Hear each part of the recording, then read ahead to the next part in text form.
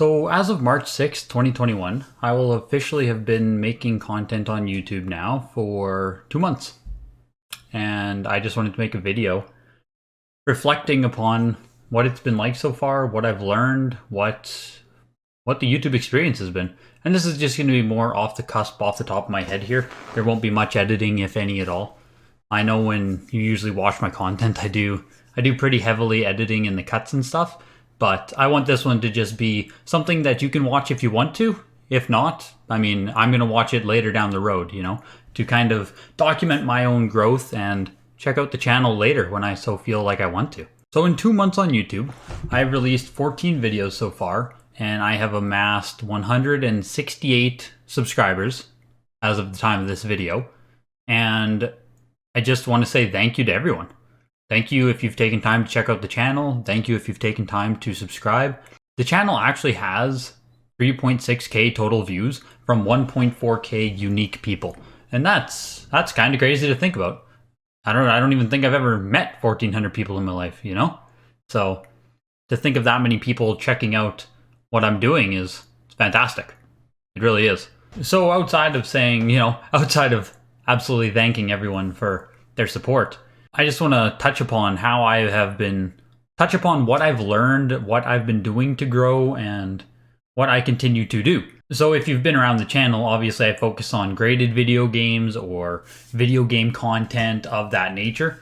That's what the channel is going to be. So I've never really even done any kind of, why did I make the channel? What are my goals? Anything like that. So for the goal part, it's really easy. YouTube monetization was the goal by the end of the year. So I have another 10 months to get monetized. Why do I want that as the goal? It's just a metric that YouTube laid out. So for YouTube monetization, I need 1,000 subscribers and 4,000 total watch hours. I'll put it up on screen somewhere here as to the numbers I'm currently at. And I think that's a very realistic and achievable goal if I continue to consistently do YouTube. Right now, I'm trying to get out 2 videos a week. And that is decently sustainable, I think. But I learned in my short time on YouTube that editing takes a lot longer than the filming process. The last video I just released was should you grade your video games? And that took me about 40 minutes to an hour to film. It took another hour of writing. I did script that video. I don't script every video I do, but I scripted that one because I wanted to make sure that it was a concise story from front to end. Sometimes I can do them off the cusp or just, sit down and say what I want to say. But that one, I wanted to make sure it was clear and concise. So if you take in the scripting process, which was probably an hour or 2, I think I wrote 3 pages. And then the filming process was another hour. Then editing was about 4 hours, maybe more. And that's because you'll notice if you watch my videos, I do a whole lot of cutting because I don't want you to watch it I don't want to waste your time. So I cut up the video every time I stagger or every time I trip over my words or any time there's a awkward lull. I don't want there to be any you-knows or uhs or ums. I want to really put out a really concise, succinct product. So whether or not that is optimal or a good thing to do, I don't know. It's how I've decided to shoot the videos. And maybe that'll change down the line. And maybe I will be able to just do more of what I'm doing right now, where I just talk to the audience and I feel confident doing that. And I think I'm putting out a good enough product to do that. But for now, I think I'm going to continue to cut them up and storyboard and do all of that stuff. If you guys, I don't know, maybe some of you watch Alpha Investments, Rudy. And he will just get behind the camera and talk for 10 minutes straight without, barely any cuts. Sometimes he has cuts in there, but most of the time he just talks without doing any kind of cutting. And that's honestly, it's remarkable. A lot of the time I'll have to sit here in front of my setup and say the same line 3 times or 4 times before I can actually say it in such a way that it makes sense. You know what I mean? Because it's one thing for me to say it, but when I'm doing the presenting, I kind of, I might sit up straight or raise my voice or so today we're gonna, and you really have to, it's hard to get the brain and the mouth to work together when you're focusing so much on like sitting up straight and talking loud and making the words sound nice. So a lot of the time I'll just sit here and say the same line over and over again, and the girlfriend loves to make fun of me for that. But it's something I'm hoping to get better at. Maybe I'll watch this video in a year and, I'll laugh at how I used to worry so much about it. I've also learned that you need outlets for your videos. I am very fortunate that I have Facebook groups and Instagram. I was in forums. So when I make these videos and I go to post them, I put them on Facebook, I put them on Instagram, and really recently now I started to do some TikTok stuff too. So it makes me lucky that I never sat at 32 views on YouTube. You know what I mean? As soon as I published my very first video, I was able to get 400 views because I am part of I'm on so many other social media things where I can funnel my traffic to the YouTube rather than hoping for YouTube to do its job on its own. Now, I don't need to do that as much. I still do it. I think it's very good to get your name out there, to build, not brand recognition, but to build familiarity with a lot of your audience.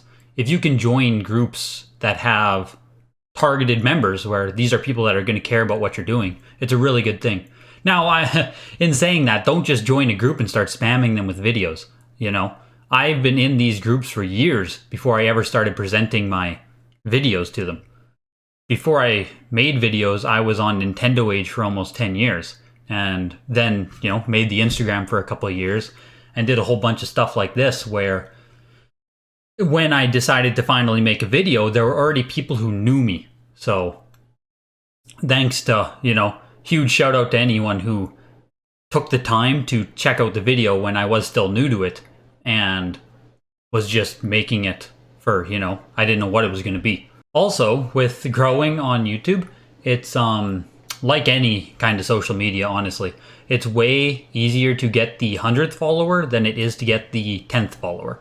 So you just, the biggest thing was I have to create, anyone has to create really good content and really good thumbnails. Now, it's what I think is a good thumbnail, but you can't skip on any of this because why would someone follow you? People need to see other people do something so they can feel confident in doing it, So if I sit there with 9 viewers and you watch my video and you see I have 3 subs, the video has, 40 views, why would you subscribe to it? You probably just wouldn't. You'd be like, the channel must not be good. Maybe there's something wrong with it. You're not going to think it's new. You're going to think there's an issue with it. And the other huge thing, and this is still what I'm working on too, is just building up the back library of content. Because even so, let's say, for whatever reason, one of my videos goes viral, right? Greg just nails it. He talks about video games so damn well. 1 million views. Well, even if TV timed out there. So even if I get 1 million views on the video, if my back end is not ready to support 1 million viewers coming to the channel, no one's going to stick around anyway. So even right now I have 14 videos in my library, 14 videos you can watch, and that's not many. The thing is, when you have 3 videos in your library or 5 videos in your library, I don't think a lot of people subscribe after the very first view. So you have to have your sidebar all loaded up with stuff so that, if someone actually does enjoy the one video that they click on, you have a chance of converting them to a subscriber with the next video or the next video. Because otherwise they're going to watch your one video. Oh, cool. Maybe they won't even get through the whole video, right? Maybe something will just come up and they'll look away. The drop-off rate on YouTube viewership is insane. I've learned that from the analytics as well. That's why I try to get to the point almost immediately. So yeah, just if you're new to it, if you're going to start it, if you want to start it, you just got to start getting videos up, really. Just start making them, start getting them up, build up a back-end library, make sure every single piece is quality. Once, the thing is, you see big YouTubers do stuff. You can't mimic that. You can't mirror that. They can do things because they already have a following. When you don't have any kind of following, you have to just put quality pieces into individual pieces. You have to take an individual piece and just load it with quality so that you can hopefully convert the single person that watches. Because if you screw up, how many chances is someone going to give you, I guess, is what it comes down to. You might get the viewership once, and if it's not great, they'll click away after 2 minutes and that's that. They'll never return.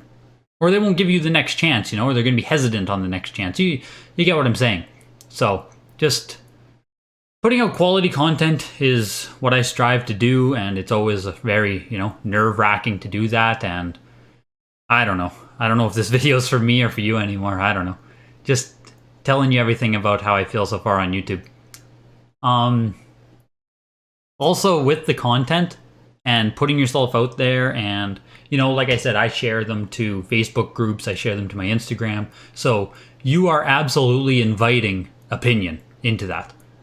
It's one thing for someone to come to your video from YouTube itself and, you know, they leave a comment. Well, you didn't ask for that comment or that opinion or anything. They just happened to find your video and they decided to comment. So that's kind of the natural, organic YouTube thing. But when you go to a Facebook group or a Reddit or wherever you want to post it, and you post the video and you say, hey, check this out, which, okay, if you're going to post a video in a group or something, don't just say, hey, I made a video, watch it. You better go write like 100-word, 200-word write-up about the video and incite some conversation, incite some engagement. That is such a... Don't just spam a group and say, hey, watch my video. Like, give people a write-up as to what your video is. Include a short little essay about the video, you know? Facebook allows you to write like 300, 500 characters. Use them. Write something. But anyway, if you're putting your stuff onto Facebook or onto Reddit or onto something for someone to watch, then you are absolutely inviting comments, critiques, and opinions. So just be ready for that. Even now, I still get nervous doing it because you never know when you might trigger someone with the content, or maybe the content just isn't good, and, you know, someone's going to let you know. People are, like I said, people are actually super supportive. It's been incredible, but of course, you know, it's natural. The negative comments hit way harder than the positive ones, even if that's not how it should be. But that's just human psychology. So yeah, that's been my experience so far. And I'm 2 months in now, and I actually decided to buy, after 2 months now, I bought a ring light to help my shading. Even when I go and watch the old videos now, it's like, oh my god, they just kind of look bad, you know? And I thought they looked really good. I thought they looked good at the time, you know? But if you want to start, if anyone you want to start, just go out, buy a $50, $60 ring light, and it just makes a world of difference. It doesn't matter how good your camera is if your lighting sucks. I learned that a lot. Go watch Alpha Gaming on YouTube. That guy is... Harris Heller will set you up real good about what you need. But, so yeah, 2 months in, I bought a ring light, I bought a tripod, I'm hoping to do some unboxing stuff coming up. I want to do more tutorials, so that's why I got the tripod, because the first couple of tutorial videos I did, I actually just held the camera in my one hand, and, you know, the item in the other hand, and I would record like this. So, that was kind of goofy. And it looks bad. I can't argue that. A couple of those videos where I did that have a lot of views, like 500 views. That's a lot of views. And bless their hearts for watching that, because it's not good. I mean, retrospective, right? But I would love to reshoot them now with proper lighting, with a tripod. But when you're just starting out, why would I invest in that stuff, right? I didn't even know if I was going to be making videos in 2 months, let alone spend $200 on extra gear for no good reason. So, but yeah, I'll show some pictures of the setup I look at, what I actually look at while I film, so you can have an idea of what it's like when Greg sits down to do his stuff. But thank you again to everyone who, if you decided to watch this video, thank you so much. You know, like I said, this is mostly for me later to reflect upon, document my journey, just anything I've learned, anything I think, what I've seen, just stuff like that. How growing on YouTube has been. And like I said, moving forward, I want to do a lot more tutorials. There's so much with sealed games I want to talk about to help people learn. I want to do unboxing stuff from eBay. That's going to come up right away. The channel has so much I want to do. Hopefully I'll collaborate with people at some point. But, so, at the very end here, if there is something, you know, I've never really done a who am I, what am I, you know, nothing like that. So if you want to ask me a question in the comments, go ahead. I'll answer anything you want to know. As you probably know, I monitor all of my comments I get, good, bad, ugly, and I respond to every one of them. So if there's anything that you want to know, go ahead and ask. Now's your time. But to myself, if I watch this in, 1 year, 2 years, 5 years, depends how permanent YouTube is, good job. Good job on 2 months. Even if you quit doing it in 2 months from now or 5 months from now, the 2 months you did do it were really, really good. So, thanks.